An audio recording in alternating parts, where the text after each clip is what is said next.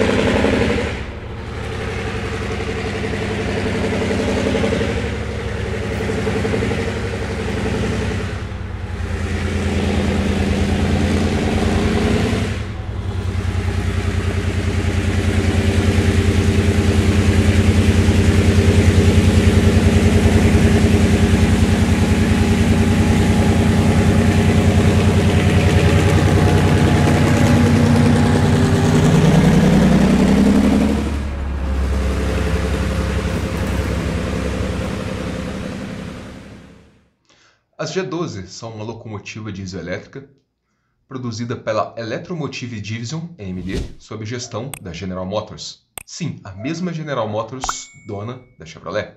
É uma locomotiva pequena, versátil, focada para o mercado de exportação. Leia-se mercado de exportação, qualquer ferrovia, país que não sejam os Estados Unidos. A inspiração para o projeto veio a partir de um pedido das Forças Armadas dos Estados Unidos, de uma locomotiva versátil, prática, simples de ser operada e adaptável a diversas bitolas. Vale lembrar que esse pedido, por mais que pareça inusitado hoje, na época era fundamental, pois a tecnologia do caminhão ainda estava avançando. Essa época que eu digo, anos 1950. E essa versatilidade permitiria o emprego das Forças Armadas americanas em outros países em situação de guerra ou ajuda militar ou humanitária. Esse projeto, desenvolvido para as Forças Armadas americanas, veio a ser conhecido como MRS-1. Essa locomotiva poderia ser feita tanto pela Alco, com motores Alco, ou pela Electromotive com motores EMD. E ficou pronta no ano de 1952. Apesar desse projeto atender às expectativas das Forças Armadas, ele se demonstrou muito caro e complexo para a venda e emprego na maioria das ferrovias do mundo. O que levou a EMD a buscar o seu sucesso no mercado doméstico, leia-se de novo, Estados Unidos, de construir uma locomotiva versátil e prática nos moldes do seu enorme sucesso que foram as GP7.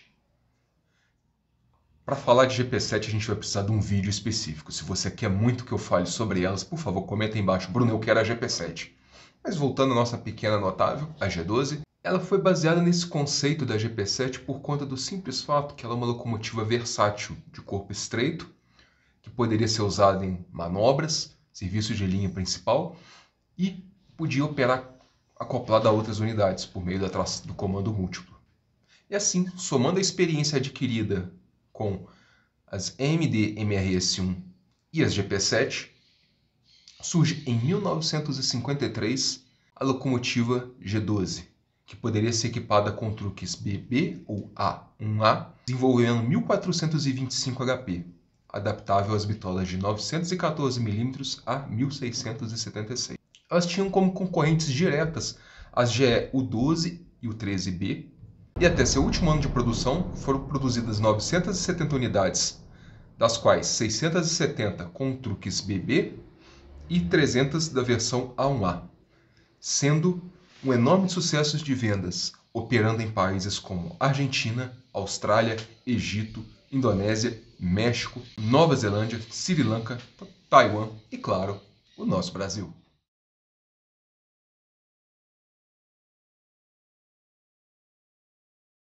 No Brasil, a Estrada de Ferro Vitória a Minas foi a primeira a adquirir essas locomotivas. O motivo foi sua excelente experiência com as EMD B12, no caso fabricadas pela General Motors Diesel, a subsidiária da EMD no Canadá. As B12 possuíam a mesma mecânica aplicada às G12, porém elas tinham como desvantagem o corpo fechado, que limitava elas em operações de recuo. Além disso, essas locomotivas não possuíam tomadas para operação múltipla na frente, limitando também seu emprego. Mas voltando às G12 da Vitória Minas, as locomotivas foram adquiridas com o objetivo de tracionar os pesados trens de minério da companhia, sendo muito comuns vê-las em tração tripla ou quádrupla até o ano de 1963, quando começaram a chegar as G16. A partir de então, elas foram sendo relegadas a serviços secundários, inclusive operando com certa regularidade, até o início dos anos 90, o trem de passageiros da Vitória Minas. Durante a gestão da Companhia Vale do Rio Doce, cerca de 9 unidades foram transferidas para a Estrada de Ferro Trombetas, para operação nas minas de bauxita, também em bitola métrica.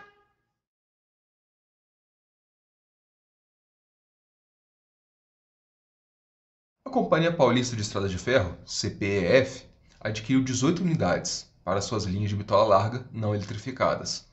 Essas locomotivas têm uma característica bem peculiar, que é a região dos resistores do freio dinâmico na frente da locomotiva, que são um pouco maiores que as unidades de bitola larga, rendendo-lhes o apelido de cabeça de saúva. Essa particularidade dessas locomotivas de bitola larga se deve ao uso de motores de tração maiores, que logo demandam de maior eficiência para frenagem dinâmica. Essas locomotivas também eram capazes de atingir até 121 km por hora, porém, por limitações da linha, a pedido da própria Companhia Paulista, elas foram limitadas a 90 km. Elas tracionavam todo tipo de trens nos seus ramais não eletrificados.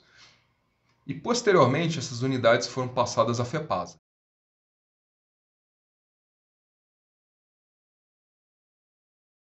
A Companhia Paulista, que também optou pela compra das G12, foi a Mogiana.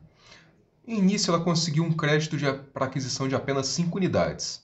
Porém, depois ela conseguiu mais crédito para aquisição de outras 25. Essas 25 últimas também produzidas pela subsidiária do canadense da Eletromotive. Essas locomotivas foram responsáveis por eliminar de vez a tração a vapor na Mogiana. E assim como as G12 da Companhia Paulista, com a criação da FEPASA nos anos 1970, essas locomotivas passaram a integrar o quadro delas.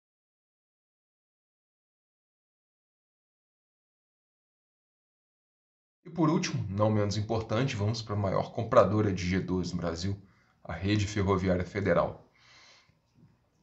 Elas foram responsáveis, assim como na Mogiana, por eliminar a tração a vapor nas linhas de bitola métrica.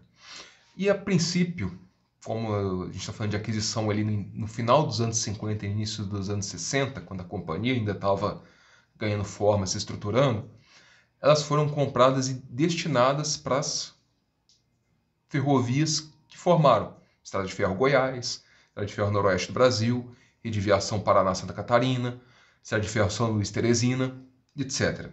Tanto que, para a Aviação Ferro do Rio Grande do Sul, foram adquiridas 21 unidades, na configuração A1A.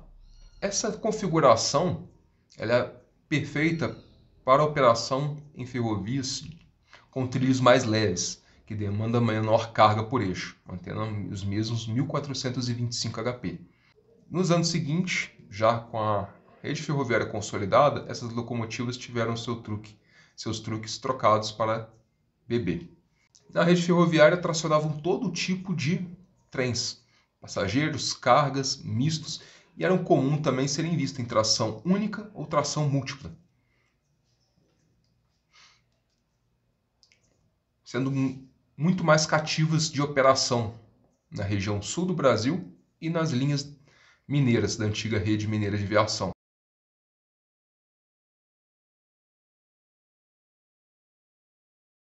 A primeira unidade foi fabricada no ano de 1953.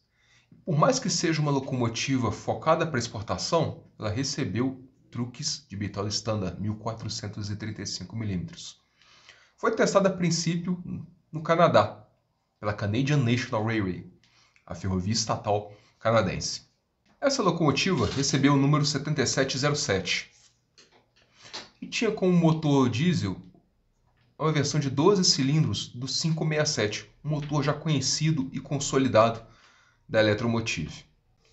O seu teste foi muito bem sucedido na Canadian National, tanto que levou alguns anos mais tarde a Canadian National a adquirir modelos G8, uma versão similar, mas menos potente da G12, para operação nas linhas de bitola estreita da ilha de Newfoundland. Inclusive, a Frateschi chegou a fazer G12 nessa pintura. Voltando a 7707, após os testes, ela voltou para a fábrica, recebeu um motor mais novo, também da família 567, e foi adaptada para o padrão europeu, para onde ela foi fazer uma sequência de testes. Esse teste foi coordenado pela Norrab, uma fabricante conhecida de locomotivas da Noruega, licenciada pela Eletromotive para a construção de locomotivas GMMD. Vale a nossa aqui, a Norrab é uma fabricante sueca de locomotivas, não norueguesa. Inclusive, forneceu locomotivas a vapor para a estrada de ferro Rio Douro, mas aí também é tópico para outro vídeo. Vamos seguir com a G12. Após a demonstração, que sim foi na Noruega, a locomotiva foi enviada para a Europa continental, onde fez testes na Alemanha, Áustria, Iugoslávia e Turquia. Na Europa, ela passou por testes na Noruega, Suécia, Alemanha, Áustria, Iugoslávia e Turquia. Depois, voltando à Suécia novamente. Depois desse tour de demonstração, a locomotiva foi adquirida pela ferrovia estatal norueguesa, operando até o início dos anos 1980, depois sendo encostada em um galpão, onde foi encontrada em 1986. Pode começar de novo.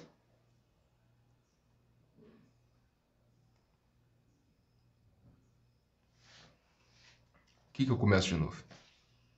Você já tinha... Conta pra mim.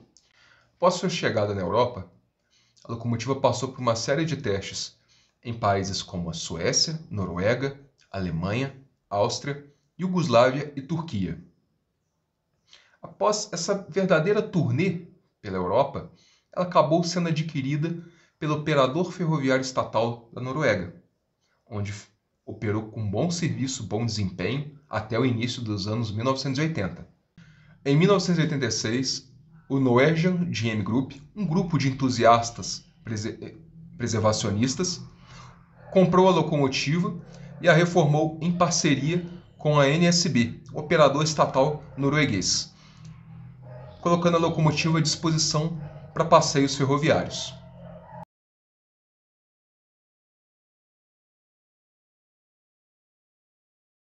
Outra curiosidade comum da G12 é, para que lado que é a frente? Por convenção, as locomotivas mais novas têm a frente por nariz curto. Mas a G12, por ser uma locomotiva ali dessa época de transição do vapor para diesel, ela poderia ser fornecida com a frente dos dois lados, dependendo do operador. Por exemplo, as locomotivas da Vitória Minas, elas tinham a frente para o nariz curto. Já na Rede Ferroviária Federal, Mogiana e a versão da Companhia Paulista, elas tinham a frente focada para o capô longo. Essa influência da frente para o capô longo vem da época das locomotivas a vapor. Inclusive, foi um opcional vendido por diversos fabricantes até o início dos anos 80, sendo que nos Estados Unidos, muitas locomotivas da Southern e da Norfolk and Western eram comuns de ter a frente para o lado do nariz longo.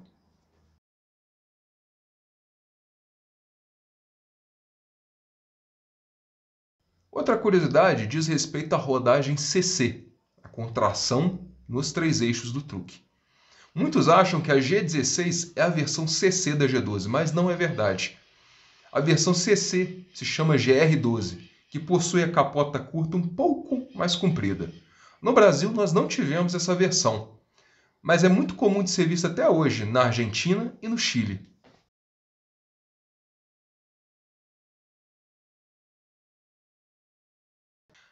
Elas ainda são muito comuns de ser vista, não só no Brasil, mas também no mundo. As ferrovias israelenses operam algumas quantidades dessa locomotiva. Na Austrália também é possível de ver, e assim também como em alguns países da Ásia. No Brasil, a gente está falando de locomotivas com mais de 70 anos de uso. E óbvio, elas ficam obsoletas e defasadas. Algumas unidades ainda permanecem em operação pela FCA VLI, sendo que a maioria dessas unidades tiveram como modificação a inversão do lado da frente e o rebaixamento do nariz curto. Lá no Nordeste, na extinta CFN, hoje Transnordestina Logística, essas locomotivas são o principal parque de tração da companhia e possuem também nariz rebaixado e adoção do banheiro na sua traseira. Na ALL, hoje Rumo, muitas dessas unidades ainda estão em operação, operando em trens de terminais e em manobras em pátios. E das unidades da Companhia Paulista, uma foi salva pela Rumo e opera como manobreira nas oficinas de Araraquara, em sua cabeça de saúva. Outra unidade, ex-Companhia Paulista, encontra-se com a operação da ONG Amigos do Trem Rio Minas, que além dessa G12 possui uma outra ex-companhia mogiana. Outra ferrovia que a G12 tem um papel notável é a Ferrovia Tereza Cristina, que recebeu suas G12 da rede ferroviária, e assim como a FCA e a CFN, rebaixaram o nariz, deixando-a similar com as G22, suas irmãs mais novas, onde operam até hoje com trens de carvão. As G12 são locomotivas confiáveis e versáteis, e muito presentes nas ferrovias brasileiras até hoje. Esse foi o motivo da Fratesca escolher a G12 como a primeira locomotiva a ser produzida no ferromodelismo verde e amarelo. E aí, você gostou desse vídeo? Comenta aqui embaixo. Tem mais alguma locomotiva que você queira saber a história? Comenta aqui também. Um forte abraço e até a próxima.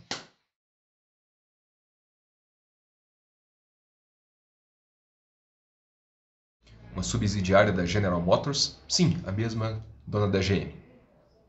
Errei. Mesma da Chevrolet. Manobras em pátios, terminais e o emprego em linhas principais. Pode ser usada tanto para Eu vou ler. Você também tem que entrar, ficou engraçado. O quê? Eu vou ler. Eu vou ler. Foi fabricada em dezembro de 1953. Com truques de bitola standard. 1400...